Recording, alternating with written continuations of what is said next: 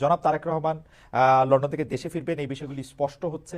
তাদের পররাষ্ট্র মন্ত্রণালয়ের দিক থেকে এগুলি কিভাবে ডিল করা হচ্ছে, মানে কেন এই প্রশ্নটা হচ্ছে? অনেকেই বলছেন যে বেগম খালেদা জিয়া এবং জনাব তারেক রহমান অর্থাৎ বিএনপি আসলে এখন ক্ষমতায় আছেন, আপনাদেরকে আসলে বেশি প্রায়োরিটি বিএনপি রাজনীতিবিদদের ক্ষেত্রেই দিতে হচ্ছে নানা কারণে। আবার কেউ কেউ বলছেন যে আপনারা একটু বিমাতা সুলভ আচরণ বিএনপির সঙ্গে করছেন। মানে দুটি আমরা শুনছি, আসলে কোনটি এক্ষেত্রে ঠিক আমাদের যদি একটু বলেন। আপনারা জানেন যে বেগম জিয়া একজন প্রাক্তন প্রধানমন্ত্রী। তিনি নিগৃহীত হয়েছেন দীর্ঘদিন, অত্যন্ত অসুস্থ।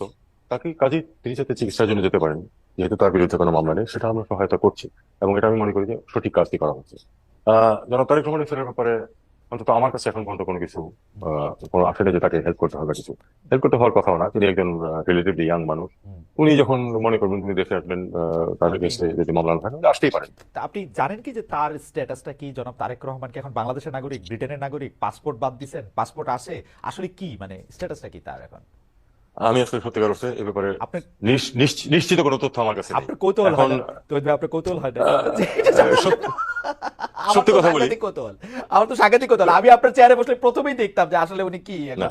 এটা না দেখার জন্য দেখুন শেখ হাসিনারটাও দেখুন আমার দেখার দারুণ কৌতূহল হয়, তারেক সাহেবেরটাও দেখার দারুণ কৌতূহল হয় যে মানে তাদের স্ট্যাটাসটা আসলে দেখুন কি। দেখুন আপনার যা পেশা ওখানে কৌতূহলটা হলো অত্যন্ত গুরুত্বপূর্ণ। আচ্ছা, আর আমার যা পেশা সেখানে কৌতূহলটাকে চেপে রাখাটা হলো কাজ ছিল। এখন আমি বলি না সেটা, আমি আচ্ছা, তখন আসলে আমি তখন আর ডিপ্লোম্যাট নই। রাইট, এখন আমাকে একটা রাইট। দায়িত্ব দেওয়া হয়েছে পুলিশ পররাষ্ট্র মার্কেট, আপনি মন্ত্রণালয়ে। Police market, right. আহ, কাজেই সেখানে আমি হয়তো কৌতূহল দেখাতে যাব না। কারণ যদি উনি দেশে ফিরে আসতে হয় তাকে, যদি উনি ওনার পাসপোর্ট নবায়ন তো করা হয়নি আমি যতটুকু জানি গত সরকারের সময়, সেক্ষেত্রে উনি যদি চান একটা ট্রাভেল পাসপোর্ট, ডকুমেন্ট, সেটার জন্য ব্যবস্থা, রাইট, না ট্রাভেল ডকুমেন্ট হতে পারে, এমনকি পাসপোর্ট, যদি উনি দীর্ঘ সময় নিতে চাইলে উনি পাসপোর্টও চাইতে পারেন মিশনে গিয়ে।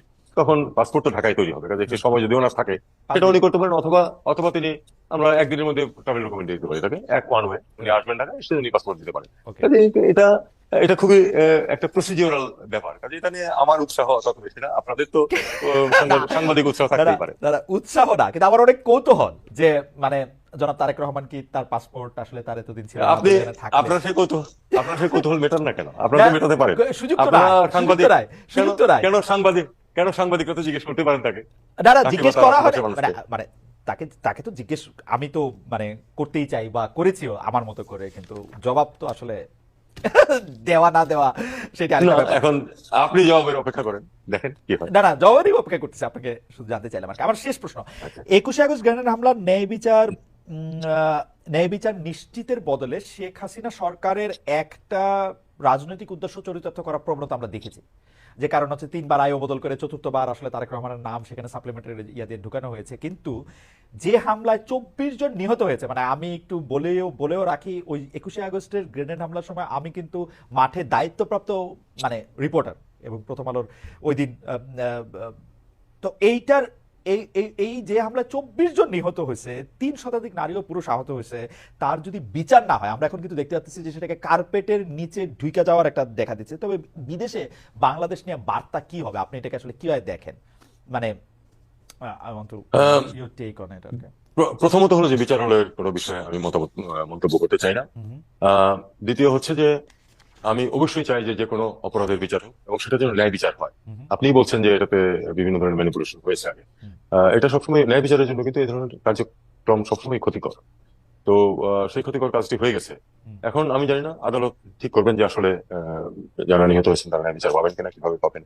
এটা তো আমার আসলে বলার মতো কোনো এখতিয়ার নাই। না, আদালতে আমরাও মন্তব্য করতে চাই না, কিন্তু এই ঘটনার ক্ষেত্রে আমরা যাদের তদন্তকারী কর্মকর্তাকে জুডিশিয়ারি এক্সটেন্ড হেড মনে করি, আপনি নিশ্চয়ই জানেন যে বিএনপি এর জন্য একটি জজমেন্ট সৃষ্টি করেছিল, একটি বানানো লোক।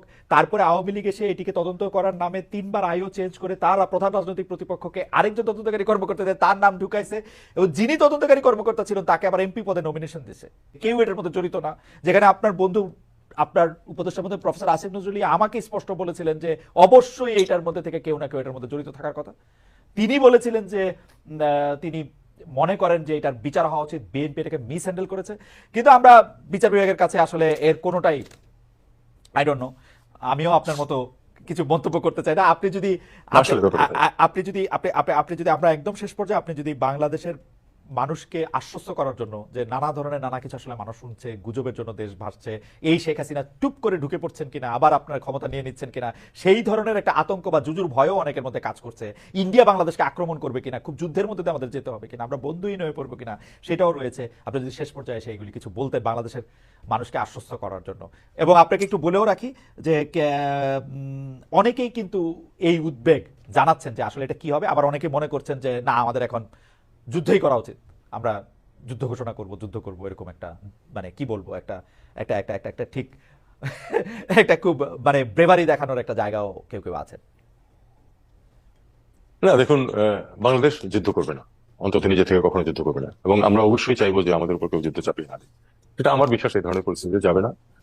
আমি মনে করি যে এই মুহূর্তে বিশেষ করে পারিপার্শ্বিক পরিস্থিতির কারণে যে যেসব ঘটনা ঘটছে গত কিছুদিনে, আমি বিশ্বাস করি যে বাংলাদেশের মানুষের মধ্যে এক ধরনের আহ অন্তত কিছু বিষয়ে জাতীয় ঐক্যমতের সৃষ্টি হয়েছে, এবং এক ধরনের ওয়াননেস দেখা দিয়েছে, যেটা একটা ভালো জিনিস। আমি মনে করি যে বাংলাদেশের মানুষ যদি একতাবদ্ধ হতে পারে, তারা অনেক বাধাকে জয় করতে পারে।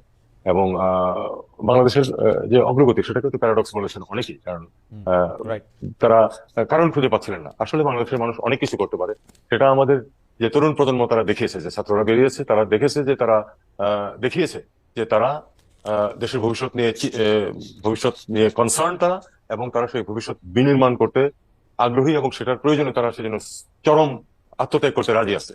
আমি মনে করি বাংলাদেশের জন্য সবচেয়ে বড় সম্পদ হচ্ছে এটা যে আমাদের যে ইয়াং জেনারেশন আছে, তারা দেশের স্বার্থের ব্যাপারে ঐক্যবদ্ধ হবে। কিছু ধরুন যখন চ্যালেঞ্জ কম থাকবে তখন দেখা যাবে যে কিছু ডিভিশন হচ্ছে, কিন্তু যখন আবার বড় চ্যালেঞ্জ দেখা দেবে, আমি নিশ্চিন্ত বাংলাদেশের যে ইয়াং জেনারেশন, যেটা আমাদের পরের জেনারেশন, যেটা তারা ঐক্যবদ্ধ থাকবে এবং তারা যে কোনো পরিস্থিতির মোকাবেলার জন্য প্রস্তুত থাকবে।